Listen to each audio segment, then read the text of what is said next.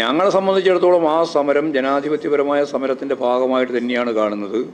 പക്ഷേ ആശാ വർക്കർമാരെ ഉപയോഗിച്ച് SUCയെയും അതുപോലെ ജമാഅത്ത് ഇസ്ലാമിയും SDPIയും ഉൾപ്പെടെ നിങ്ങളെല്ലാം ചേർന്ന് നടത്തിക്കൊണ്ടിരിക്കുന്ന ഈ രീതിയിലുള്ള നേതൃത്വവും അതിൻ്റെ ഭാഗമായിട്ടുള്ള പ്രവർത്തനത്തെയും ഞങ്ങൾ നല്ലതുപോലെ തുറന്നു കാണിക്കുക രാഷ്ട്രീയമായിട്ട് തന്നെയാണ് ഉദ്ദേശിക്കുന്നത്. ഞാൻ നേരത്തെ പറഞ്ഞല്ലോ, പേരെല്ലാം പറഞ്ഞിട്ടുണ്ട്. മാധ്യമം മാത്രമല്ല, പിന്നെ കോൺഗ്രസ് ഉണ്ട്, ലീഗുണ്ട്, മറ്റേ BJP ഉണ്ട്. 10,26,000 തൊഴിലാളികളുണ്ട് ഈ ഇതിൻ്റെ അകത്ത്. 10,26,000 അതിൻ്റെ ഒരു അംശം പോലും ഇല്ല ഈ സമരം ചെയ്യുന്നവരുടെ നമ്പർ. അത് വേറെ പ്രശ്നം, അത് ഞാൻ കണക്കിലെടുക്കുന്നില്ല. കാരണം സമരം ചെയ്യാൻ എല്ലാവർക്കും അവകാശമുണ്ട്. 1% ഉള്ളൂവെങ്കിൽ പോലും അവർക്ക് സമരം ചെയ്യാനുള്ള അവകാശമുണ്ട്. പക്ഷേ ഈ വസ്തുതാപരമായ കാര്യം മനസ്സിലാക്കാണ്ട് സമരം മുന്നോട്ടേക്ക് നയിക്കുന്നതിന് വേണ്ടി ശ്രദ്ധാപൂർവം കൈകാര്യം ചെയ്യുന്ന ഒരു വിഭാഗമുണ്ട്. ആ വിഭാഗം ഗവൺമെൻറ് വിരുദ്ധമായ രാഷ്ട്രീയം കൈകാര്യം ചെയ്യുന്നവരാണ്. ടിക്കറ്റിൻ്റെ മുറി ഏതൊക്കെ മുറിയാണ് AC എന്നൊക്കെ പോയി നോക്കാൻ പറ്റുമല്ലോ.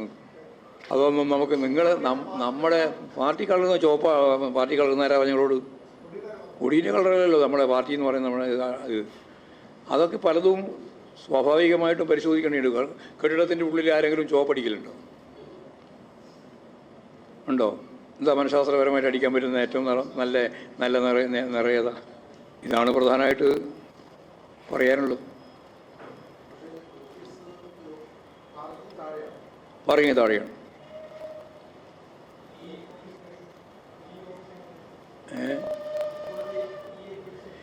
ഇത് യഥാർത്ഥത്തിൽ ഇത് പാർട്ടി ഓഫീസായിട്ട് ഞങ്ങൾ ഉപയോഗിക്കുന്നത് മാത്രമേ ഉള്ളൂ. ഇത് AKG പഠന ഗവേഷണ കേന്ദ്രമാണ്. അപ്പോൾ AKG പഠന ഗവേഷണ കേന്ദ്രത്തിന് അതിവിപുലമായ സൗകര്യത്തോടുകൂടി ഏത് ചരിത്ര വിദ്യാർത്ഥിക്കും ശാസ്ത്ര വിദ്യാർത്ഥിക്കും സാമൂഹ്യശാസ്ത്ര പഠനം നടത്താൻ ആഗ്രഹിക്കുന്നവർക്കും പഠിക്കാൻ മനസ്സിലാക്കാൻ കഴിയുന്ന അതിവിപുലമായൊരു ലൈബ്രറി ഇവിടെയുണ്ട്. കേരളത്തിൽ തന്നെ ശ്രദ്ധേയമായൊരു ലൈബ്രറിയാണ് AKG പഠന ഗവേഷണ കേന്ദ്രത്തിൻ്റെ ലൈബ്രറി. ആ ലൈബ്രറി അതിനുവേണ്ടി ഉപയോഗിക്കാൻ കഴിയും, അത് വിപുലപ്പെടുത്താൻ കഴിയും. പിന്നെ അതൊക്കെ ഡിജിറ്റലൈസ് ചെയ്യുന്ന ഒരു കാലമാണല്ലോ, അതൊക്കെ ആ രീതിയിൽ കൈകാര്യം ചെയ്തു പോകണം. ഗവേഷണ പ്രവർത്തനങ്ങൾക്ക് നല്ല രീതിയിൽ മുമ്പോട്ടേക്ക് പോകാൻ കഴിയും.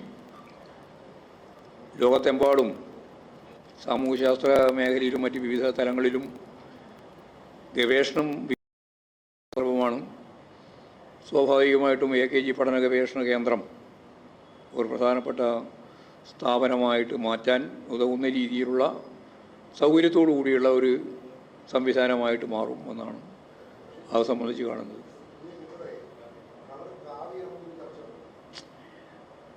ഞാൻ പറഞ്ഞില്ലേ, പോസിറ്റീവായ കാര്യം മാത്രം ചർച്ച ചെയ്താൽ മതി.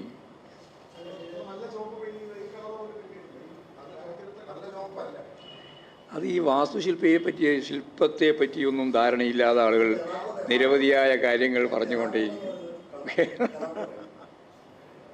അതൊക്കെ ആധുനിക കളറാണ്.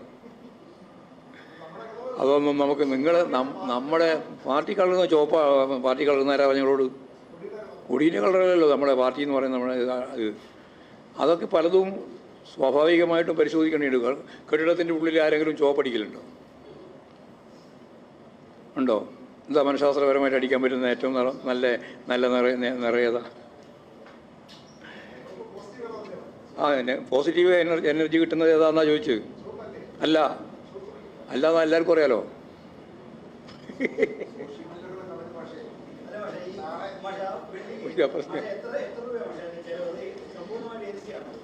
അല്ലല്ല, സമ്പൂർണ്ണമായി ജയിച്ചു. അത് നമുക്ക് നോക്കാം. അതൊക്കെ അതിൻ്റെ പൂർണ്ണമായ അർത്ഥത്തിലുള്ള വരവ് ചിലവൊക്കെ നമ്മൾ കൃത്യമായിട്ട് തയ്യാറാക്കിയാണ്. ഇതെല്ലാം ഗവൺമെൻറ് കേന്ദ്ര ഗവൺമെൻറ്റിന് തന്നെ കൊടുക്കുന്നതാണല്ലോ, കണക്കല്ല. അപ്പോൾ കണക്കിൽ ഞങ്ങൾ കൃത്യമായിട്ടുള്ള സ്ഥിരമായ ഒരു വ്യക്തത ഉണ്ടാക്കാനാണ്. ഇല്ല, ഏകദേശം പറയാനായിട്ടില്ല. കാരണം വിവിധ തലങ്ങളിലാണല്ലോ ഇതിൻ്റെ നിർമ്മാണ പ്രവർത്തനവുമായിട്ട് ബന്ധപ്പെട്ട് ഒരു കരാറുകാരൻ എന്നുള്ളത് ചെയ്തത്. നിരവധി ആളുകളുടെ ഒരു കൂട്ടായ യത്നമാണ് യഥാർത്ഥത്തിൽ ആ ഓഫീസ് ഈ രീതിയിൽ കെട്ടിപ്പടുക്കുന്നതിന് വേണ്ടി സാധിച്ചിട്ടുള്ളത്. അപ്പോൾ അതിന് വിവിധ രീതിയിലുള്ള കോൺട്രാക്റ്റുകളാണ്. അതൊക്കെ നോക്കിയിട്ട് അതെല്ലാം പറഞ്ഞു തരാം, നിങ്ങൾക്ക് ഭയപ്പെടേണ്ട കാര്യമില്ല. സെക്രട്ടറിൻ്റെ മുറി ഏതൊക്കെ മുറിയാണ് AC എന്നൊക്കെ പോയി നോക്കാൻ പറ്റുമല്ലോ. ഇതിലൊന്നും രഹസ്യമൊന്നും വെക്കുന്ന കാര്യമില്ല.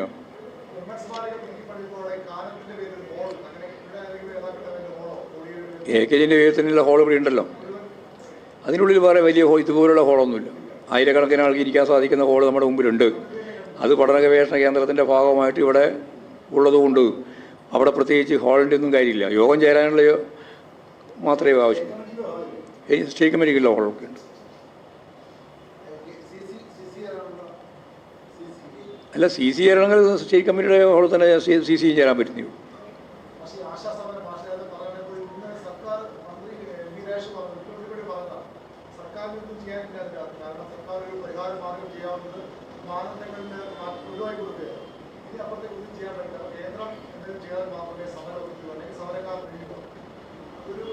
അല്ല, സമരക്കാർ പിരിഞ്ഞു പോകണമെന്ന് നമ്മൾ പറഞ്ഞില്ല. സമരം നടത്താനുള്ള അവകാശം ജനാധിപത്യ അവകാശമാണ്. ആർക്കും സമരം ചെയ്യാം. സമരം നടത്തുന്നതിലൊന്നും ആരും നിഷേധാത്മകമായൊരു നിലപാട് സ്വീകരിക്കേണ്ട കാര്യമില്ല. ജനാധിപത്യ സമൂഹത്തിൽ സമരവും ജനാധിപത്യപരമാണ്. പക്ഷേ ആ സമരം എന്താണ് ലക്ഷ്യം വെക്കുന്നത് എന്നുള്ള കാര്യത്തെപ്പറ്റി CPM നല്ല ധാരണയുണ്ട്. അത് ഇടതുപക്ഷ ജനാധിപത്യ ഗവൺമെൻറ് വിരുദ്ധ സമരമാക്കി രൂപപ്പെടുത്താനാണ് മാധ്യമങ്ങളും അതുപോലെ തന്നെ ബൂർഷ്വാ രാഷ്ട്രീയ പ്രസ്ഥാനങ്ങളും. അതിൻ്റെ പുറമെ ഇപ്പോൾ INTUC പോലും ആ സമരത്തിൻ്റെ പിന്നിലില്ല. പക്ഷേ UDF അതിൻ്റെ പിന്നിലാണ്, BJP അതിൻ്റെ പിന്നിലാണ്, ശരിയായൊരു മഴവിൽ സഖ്യം അതിൻ്റെ പിന്നിൽ വന്നിട്ടുണ്ട്. നിങ്ങളെല്ലാം അതിൻ്റെ ഭാഗമായിട്ട് നിൽക്കുകയാണ്. ഞങ്ങളെ സംബന്ധിച്ചിടത്തോളം ആ സമരം ജനാധിപത്യപരമായ സമരത്തിൻ്റെ ഭാഗമായിട്ട് തന്നെയാണ് കാണുന്നത്.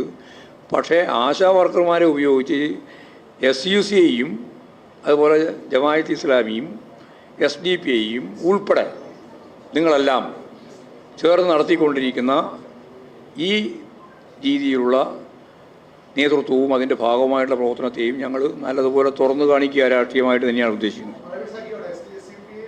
ഞാൻ നേരത്തെ പറഞ്ഞല്ലോ, പേരെല്ലാം പറഞ്ഞിട്ടുണ്ട്. മാധ്യമം മാത്രമല്ല, പിന്നെ കോൺഗ്രസ് ഉണ്ട്, ലീഗുണ്ട്, മറ്റേ BJP ഉണ്ട്, എല്ലാം ഉണ്ടല്ലോ. അതല്ലേ മഴവിൽ സഖ്യം എന്ന് പറഞ്ഞത്. മഴവിൽ സഖ്യമാണ്.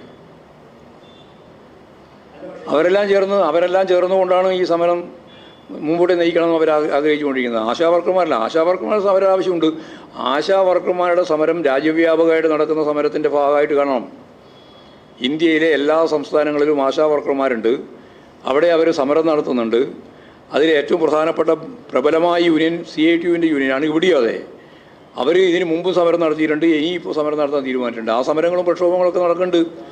പിന്നെ അതിൻ്റെ ഭാഗമായിട്ട് CITU ഉയർത്തുന്ന മുദ്രാവാക്യം ഇവരെ തൊഴിലാളികളായി കണക്കാക്കണം എന്നുള്ളതും ഇവർക്ക് ശമ്പളം 10-25,000 രൂപ കൊടുക്കണം എന്നുള്ള ഉൾപ്പെടെയുള്ള മുദ്രാവാക്യങ്ങളുണ്ട്. ഈ മുദ്രാവാക്യങ്ങൾ ദേശീയാടിസ്ഥാനത്തിൽ കേന്ദ്ര ഗവൺമെൻറ്റാണ് കൈകാര്യം ചെയ്യേണ്ടത്. കേന്ദ്ര ഗവൺമെൻറ്റിൻ്റെ സ്കീം വർക്കാണിതെല്ലാം. അതല്ല ഇപ്പോൾ ഇടതുപക്ഷ ജനാധിപത്യ മുന്നണിക്ക് എന്തോ ഒന്നാണെന്ന് മാത്രമാണ്. ഏറ്റവും കൂടുതൽ പൈസ ഇവിടെയാണ് കൊടുക്കുന്നതെന്ന് ഇപ്പോൾ എല്ലാവരും സമ്മതിച്ചിട്ടുണ്ട്. നിങ്ങൾക്കും സമ്മതിക്കാതിരിക്കാൻ പറ്റിയിട്ടില്ല. പറയാനൊക്കെ നോക്കിയെന്ന് മാത്രമേ ഉള്ളൂ. അതല്ല, ഓർഡറായിട്ടില്ല ഇതുവരെ. കൊടുക്കുന്നൊക്കെ പറയുന്ന മാത്രമേ, നന്ദ പറയുന്ന പോലെ തന്നെ എല്ലാം കൊടുക്കുമെന്ന് പറയുന്നതല്ലാണ്ട് ഒന്നും കൊടുത്തിട്ടില്ല. അതുകൊണ്ട് 13,200 രൂപ വരെ ലഭിക്കുന്ന ആശാ വർക്കർമാരുള്ള ഇന്ത്യയിലെ ഒരേ ഒരു സംസ്ഥാനം ഈ കേരളമാണ്. അവിടെയാണ് ഈ സമരവുമായിട്ട് ഇത്തരത്തിൽ അത് ഞങ്ങൾ വർദ്ധിപ്പിച്ചാൽ മാത്രമേ മുന്നോട്ടേക്ക് അവസാനിപ്പിക്കുള്ളൂ എന്ന് പറഞ്ഞുകൊണ്ട് നടക്കുന്നത്. അത് കേന്ദ്ര ഗവൺമെൻറ്റിൻ്റെ ഭാഗത്താണ്. അതിൻ്റെ ആ കോർട്ട് അവരതാണ്, പന്ത് അവിടെയായുള്ളൂ. അവർ അതിൻ്റെ വ്യക്തമായ തീരുമാനം എടുത്തു കഴിഞ്ഞാൽ നമുക്ക് എന്തൊക്കെ ചെയ്യാൻ സാധിക്കും, കേരളത്തിന് അതിൻ്റെ ഭാഗമായിട്ട് എന്താ ചെയ്യാൻ സാധിക്കും, അതും കൂടി നോക്കിയിട്ട് നമുക്ക് ചെയ്യാം.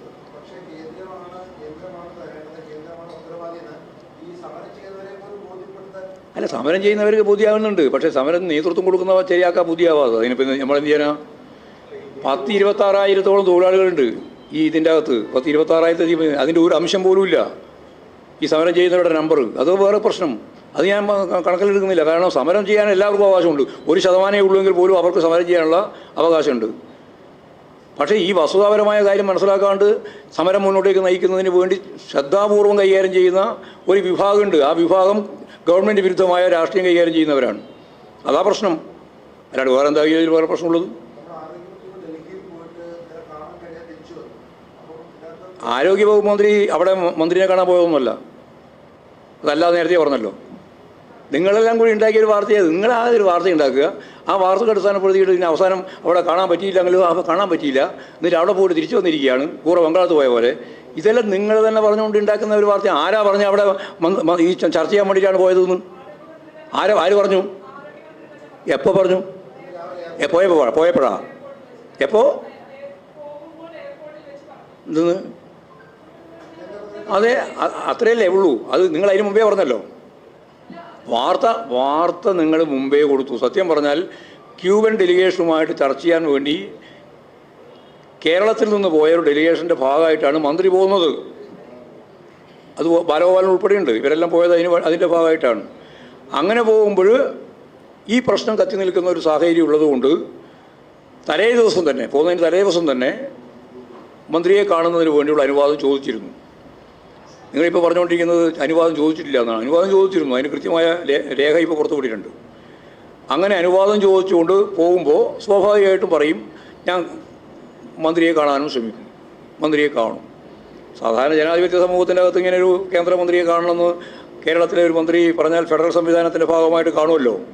അതുമാത്രമല്ല അവിടെ പാർലമെൻറ്റ് നടക്കുകയാണ്. പാർലമെൻറ്റ് സമ്മേളനം നടന്നുകൊണ്ടിരിക്കുന്ന സന്ദർഭത്തിൽ ഇവരെല്ലാം ഉണ്ട്. മാത്രമല്ല നേരത്തെ തന്നെ സമ്മേളനം അവസാനിപ്പിക്കുകയും ചെയ്തിട്ടുണ്ട്. അപ്പോൾ ഇഷ്ടംപോലെ മന്ത്രിക്ക് കാണാൻ സാധിക്കുന്നതാണ്.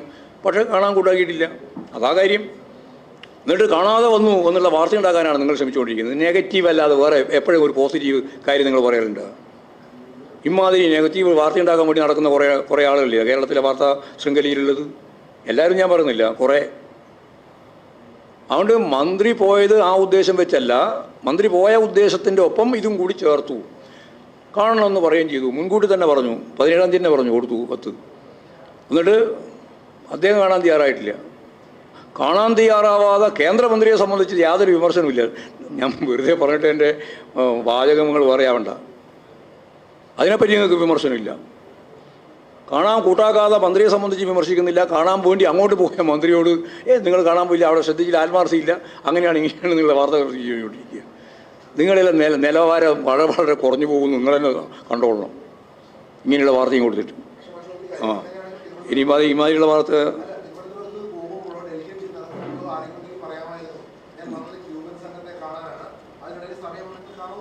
അല്ല. അത് അവിടെ പോയത് തന്നെ സ്വാഭാവികമായിട്ടും ക്യൂബൻ സംഘത്തിൻ്റെ ഭാഗമായിട്ട് പോയതാണ്. പറഞ്ഞില്ലെങ്കിൽ ചോദിച്ചാണ് എന്തോടെ പറയാൻ.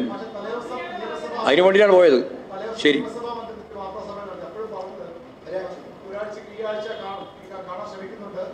അതെ കാണാൻ ശ്രമിക്കുന്നത്. ഡൽഹിക്ക് പോകുന്നുണ്ട് കാണാൻ ശ്രമിക്കുന്നുണ്ട് പറഞ്ഞാൽ എന്താ കുഴപ്പമൊന്നും. അവിടെ ക്യൂബൻ ഡെലിഗേഷനുമായി ബന്ധപ്പെട്ട് ചർച്ചയ്ക്കാണ് പോയിട്ടുള്ളത് എന്നുള്ള ഉറപ്പാണ്. അതാ കാര്യം. അത് പോയപ്പോൾ ഇതും കൂടി കാണുമെന്ന് പറഞ്ഞു. ഇനി അതിൻ്റെ പേരിൽ വാർത്താത്തിൽ ഞാനില്ല. വെറുതെ ആവശ്യമില്ല ചർച്ച കൊണ്ടോട്ട്. കാമ്പില്ലാതെ ചർച്ച നടത്തി പഠിച്ചു പോയാലും വെള്ളം. ഒരു കാമ്പും വേണ്ട നിങ്ങൾക്ക്, ഒരു വസ്തുതയും വേണ്ട നിങ്ങൾക്ക്. വസ്തുതാപരമായിട്ട് ഒരു കാര്യവും നിങ്ങൾ നോക്കലുമില്ല. എന്നിട്ട് എന്തെങ്കിലും ഇങ്ങനെ തോന്നിയ പോലെ പറഞ്ഞുകൊണ്ടിരിക്കുക. വസ്തുതാപരമായിട്ട് ഞാൻ മന്ത്രി സംസാരിച്ചത് പോകുന്ന കൂട്ടത്തിൽ ആ കാര്യം സംസാരിക്കും തന്നെയാണ് പറഞ്ഞത്. ക്യൂബൻ പറയേണ്ട കാര്യമൊന്നുമില്ല. നിങ്ങളോട് പറയേണ്ട കാര്യം എന്താ ഉള്ളതെന്ന്. ക്യൂബൻ ഡെലിഗേഷനുമായി ചർച്ച ചെയ്യാൻ വേണ്ടിയിട്ടാണ് പോകുന്നത്. പറയേണ്ട കാര്യം എന്താ ഉള്ളതെന്ന് ഈ കാര്യം ചോദിച്ചപ്പോൾ പറഞ്ഞാണ്. അല്ലാണ്ട് പോകുന്ന ആരെങ്കിലും ചോദിക്കാണ്ട് ആരെങ്കിലും പറയുമോ? ഞാൻ വിട്ടു, ആ ഭാഗം വിട്ടു.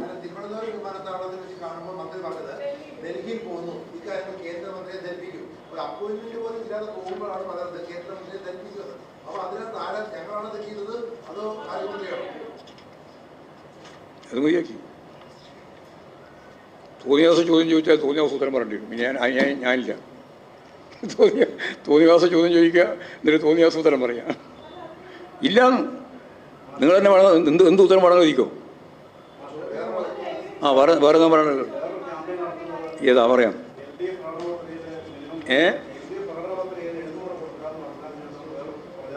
മിനിമം കൂലി, അത് മിനിമം കൂലി കൊടുക്കണം തന്നെ ഞങ്ങളുടെ അഭിപ്രായം. കേരളത്തിലെ ഇടതുപക്ഷ ജനാധിപത്യ മുന്നണിയുടെയും കേരളത്തിലെ ഇടതുപക്ഷ ജനാധിപത്യ പ്രസ്ഥാനങ്ങളുടെയും എല്ലാ അഭിപ്രായം മിനിമം കൂലി കൊടുക്കണം തന്നെയാണ്. അതിനെന്തെങ്കിലും കുഴപ്പം. പക്ഷേ ഇന്നത്തെ പരിസ്ഥിതിയിൽ സ്കീം വർക്കർമാർക്ക് കൊടുക്കുന്നു ആരും പാടില്ല. അന്നും പാടില്ല, ഇന്നും പാടില്ല. അത് കേന്ദ്ര ഗവൺമെൻറ് തയ്യാറാക്കി കൊടുക്കേണ്ടതാണ്. കൊടുക്കണമെന്നാണ് ഞങ്ങളുടെ എത്രത്തോളം അഭിപ്രായം. അത് നിങ്ങൾ ഇതും ചെയ്യില്ല.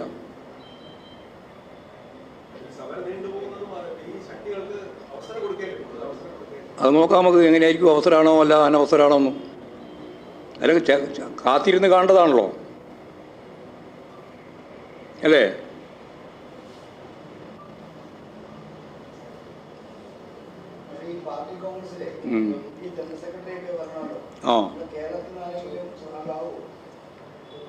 അത് കേരളം ഉൾപ്പെടെയുള്ള ഇന്ത്യൻ സംസ്ഥാനങ്ങളിൽ നിന്ന് എവിടുന്നും ജനറൽ സെക്രട്ടറി ഉണ്ടാവാം. പോരെ ആര് ക്ലെയിം, ഈ പാർട്ടിക്കകത്ത് നിങ്ങൾ ക്ലെയിം വെച്ചിട്ട് ആളെ തീരുമാനിക്കുന്നത്? അതൊക്കെ നിങ്ങളുടെ സ്വഭാവമല്ലേ. ഞങ്ങൾക്കതില്ല. ക്ലെയിം വെക്കുക, എന്നിട്ട് ആ ക്ലെയിം അടിസ്ഥാനപ്പെടുത്തിയിട്ട് നമുക്ക് മറ്റേ സംസ്ഥാന അല്ലെങ്കിൽ അഖിലേന്ത്യാ ജനറൽ സെക്രട്ടറി ആകുക, അതൊന്നും പാർട്ടിക്കകത്തില്ല.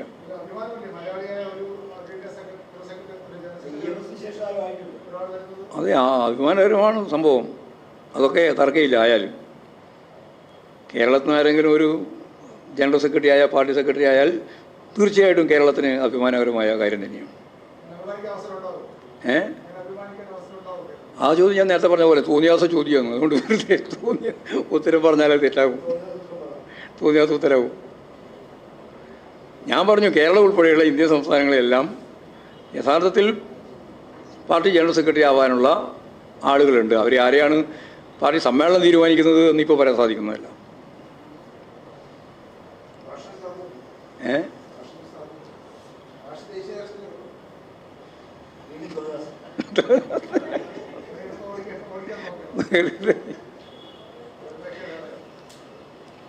അപ്പോൾ അവസാനിപ്പിക്കാലോ.